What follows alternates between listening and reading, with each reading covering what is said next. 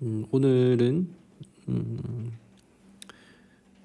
바라바와 예수님 그리고 빌라도 이렇게 그리고 많은 군중들이 이렇게 나오고 있는 그런 본문인데요.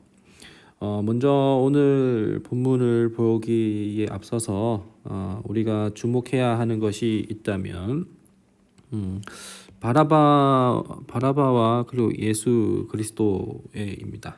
대조입니다. 바라바 그리고 예수.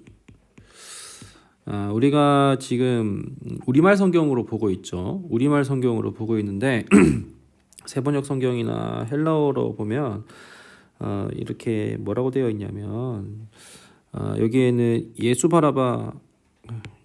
바라바라고 하는 그런 소문난 죄수. 근데 이 사람도 예수라는 것이죠. 그래서 이게 예순이라는 것인데 예순 바라바라고 이렇게 얘기를 합니다. 그래서 바라바 예수요 그리스도라고 하는 예수요. 이 사람 바라바도 이름이 예수이고 예수님 그리스도 우리가 알고 있는 우리의 이제 구원자도 예수라는 것이죠. 예순 또 예순 바라바 그리고 그리스도 이렇게 되어 있죠. 그리고 또 한 가지가 있다면 바라고 했을 때 이 바는 아들이죠. 그래서 예수님께서 요한의 아들 시모나라고 했었던 이 이야기도 있는 반에 바요나 시모나라고 했었던 이 바가 요나의 아들, 요한의 아들 뭐 이렇게 이런 거예요. 그래서 바라는 건 아들인데, 근데 이게 여기가 또 아버지라는 뜻이라고 하더라고요. 그래서 아버지의 아들, 그러니까 예수님도 하나님의 아들, 그리고 바라바도 아버지의 아들 뭐 그런 거라고 해요. 그래서 우리가 오늘 보게 됐을 때 이 바라바도 예수고 예수라는 이름이 당시에는 흔한 이름이었다라고 이제 뭐 많은 자료들에 이렇게 얘기가 되어 있는데 어쨌든 그리스도 이런 대조적인 모습이라는 것을 우리가 오늘 좀 생각을 하면서 보면 좋겠습니다. 명절이 되면 아마도 광복절 특사 그런 느낌일까요? 모르겠지만 무리가 원하는 죄수 하나를 총독이 풀어주는 관례가 있었다고 합니다. 그때에 악명 높은 죄수가 있는데 그 사람이 바로 바라바이죠.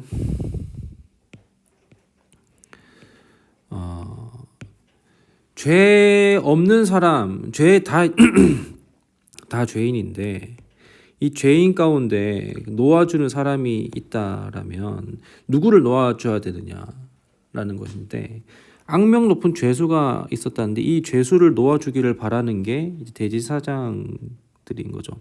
이 사람을 놓아주는 게 목적이 아니라 예수 그리스도를 십자가에 못 박기 위하여서 바라바를 풀어주자라고 얘기를 하는 것으로 생각을 하면 됩니다. 빌라도는 군중들에게 물었어요. 누구를 놓아주면 너희가 좋겠느냐? 바라바냐 예수 그리스도냐? 여기에서 이제 대조가 나타나기 시작하는데 빌라도는 지금 첫 번째로는 의심하고 있는 게 예수 그리스도가 죄가 없다라는 것을 지금 이제 이 본문 앞절에서 지금 확인을 한 거예요. 그런데 사람들한테 물어본 거죠.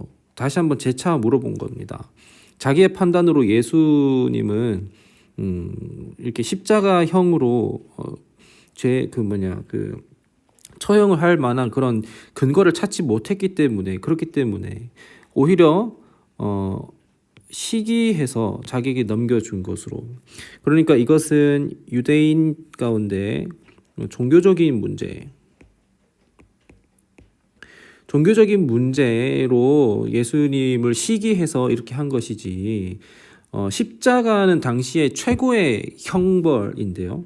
당시 그 시대 가운데 그러면 이제 그 로마의 관련해서 정치적인 문제로서는 그 빌라도는 예수님에게 죄를 찾지를 못했다라는 겁니다. 그러니까 정말 명확한 그 객관적인 근거 있는 그런 죄가 아니라 그냥 단순히 유대인들이 시기해서 그래서 이제 여기를 잡겠다라는 그런 거를 느꼈기 때문에 일단은 예수님께서 무죄, 죄인이 아니다라는 것을 근거하는 첫 번째는 빌라도 자신의 판단이에요. 마태복음에서 예수님이 이제 죄가 없으시다라는 것을 강조하기 위하여서 그리스도인들의 증언이 아니라 비그리스도인들의 증언으로 빌라도 자신의 판단을 예수님이 무죄하다는 것을 얘기를 하고 있는 것입니다. 빌라도가 재판석에 앉았을 때 근데 그때 그의 아내가 얘기를 하는데요. 당신은 그 의로운 사람에게 상관하지 마세요. 어제 꿈에 제가 그 사람 때문에 몹시 괴로웠다라고 얘기를 하는 것이죠. 자, 일단은 여기 이제 두 번째는 뭐냐면 빌라도의 아내가 꿈을 통해서 근데 꿈은 당시에 예언의 성격을 가지고 있었다라고 얘기를 하는데 마태는 이렇게 그 빌라도의 아내의 꿈 이야기를 하면서 그러면서 역시 예수님이 무죄하다라는 것을 그 당시 꿈이라는 예언을 통해서 이렇게 얘기를 하고 있고 그리고 또 마지막으로 이제 예수님께서 죄인이 아니시다라는 것을 빌라도의 입을 통해서 그리스도라고 하는 예수냐라고 했었을 때 빌라도는 그 사람들 가운데 그리스도라고 불려 있다라는 것을 알고 있었다라는 것이죠. 그러니까 당시 사람들 가운데 세간의 평가가 그랬다라는 거예요. 당시 사람들이 그냥 일부분만 아주 극소수만 예수님이 그리스도라는 거를 이제 아는 것이 아니라 많은 사람들 가운데 죄인이 아니다라는 것을 마태는 이렇게 마태복음을 통하여서 이렇게 얘기를 하고 있는 것입니다. 어쨌거나 이렇게 되는데 그때 대제사장들과 장로들은 시기를 했기 때문에 무리를 선동을 합니다. 선동을 해서 그래서 바라바는 풀어주고 예수는 죽이라라고 이렇게 얘기를 했고 그래서 무리들은 바라바라고 이렇게 바라바를 풀어달라라고 이렇게 얘기를 하게 되는 것이죠. 그렇게 되자 이게 빌라도는 첫 번째도 한번 물어보고 그리고 두 번째도 물어보고 했지만 여전히 사람들은 묻지도 않고 따지도 않고 전부 다 바라바를 놓아주고 예수를 놓아주지 말라라고 얘기를 합니다. 그랬을 때 그러면 그리스도라 하는 예수는 내가 어떻게 하면 좋겠느냐라고 빌라도가 물었더니 십자가에 못 박으래요 무조건. 아니 뭘 잘못했다고 그렇게 했더니 말을 했었더니 뭐 어떤 근거를 얘기하지 않고 묻지도 않고 따지지도 않고 십자가에 못 박으라라고 이야기를 합니다. 빌라도가 자기로서는 어쩔 방도가 없다라는 것과 자기가 뭐 더 이상 못하는 폭동이 일어난다라는 것을 보고 이제 물을 갖고 와서 퍼포먼스를 하게 되는데요.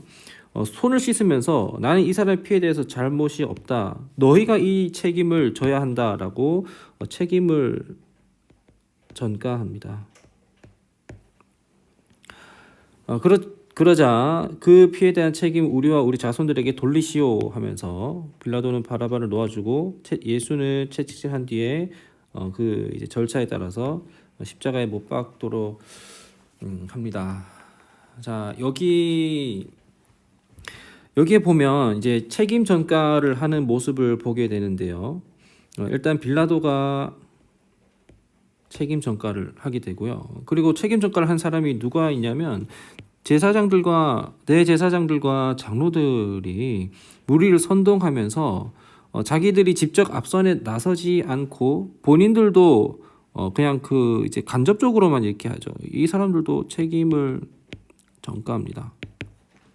그리고 우리가 이제 묵상을 하면서 이제 큐티를 하면서 뛰어넘었지만 저기 누구냐 그 가룟 유다도 자기가 이제 은 30에 예수님을 팔았잖아요. 근데 은 30을 다시 토해내면서 그러면서 자살을 하게 되는데 그러면서도 이제 가룟 유다도 이렇게 자기에게 책임을 다시 전가하는 그런 모습을 보면서 이 책임은 결국 다 누가 담당하고 되시냐? 바로 예수님께서 담당을 하게 되시는 것이죠. 예수님께서 이렇게 우리의 모든 것들을 죄인이 아니심에도 불구하고 우리의 책임을 다 지시는 이것은 그냥 어쩔 수 없었던 것입니다. 물론 빌라도는 자기의 어떤 정치적인 그런 자리 때문에 밀란을 일어나지 않게 하기 위하여서 당시에 그 로마가 다스리고 로마 통치하고 있는 그 시대 가운데에서는 그 이제 각 지역마다 거기에 있는 그 종교적인 것들을 존중해주는 그런 정책을 하게 됐었는데요. 그래서 거기에 이제 존중을 하다 보니까 여기에 이제 밀란이 나고 반란이 일어나는 것을 무능력한 지도자로 총독으로 바뀌었기 때문에 빌라도는 밀란이 일어나지 않기 위해서 그냥 자기 손을 이렇게 씻은 것이죠. 그러면서 자기 정치적인 자리를 지키기 위하여서 예수님이 그렇게 못 박히도록 이렇게 넘겨 주었는데, 그러나 우리는 그러지 말아야 된다라고 이렇게 또 많은 곳에서 이렇게 얘기를 하고 있지만, 이거는 사실 불가피한 것이죠. 불가항력적인. 예수님께서는 우리의 모든 것들을 다 책임을 지시고 예수님의 잘못과 예수님의 어떤 죄성 때문에 그가 십자가에 달리신 것이 아니라 우리가 져야 할 책임을 지시는 것. 이것이 바로 무엇이냐면 하나님의 의예요. 하나님의 의를 위하여서, 그래서 죄 없는 예수님께서 우리의 죄를 위하여서 십자가에 달리신 것이죠. 극악무도한 바라바를 대신하여서 예수님께서 십자가에 달리셨고 고난을 당하셨고, 대제사장들과 그리고 빌라도와 그리고 많은 무리들을 대신하여서 예수님은 우리를 위하여서 십자가에 달리셨다라는 것을 우리가 기억해야 합니다. 이것은 당시의 모든 상황이 잘 풀려서가 아니라 그냥 구약의 예언을 통하여서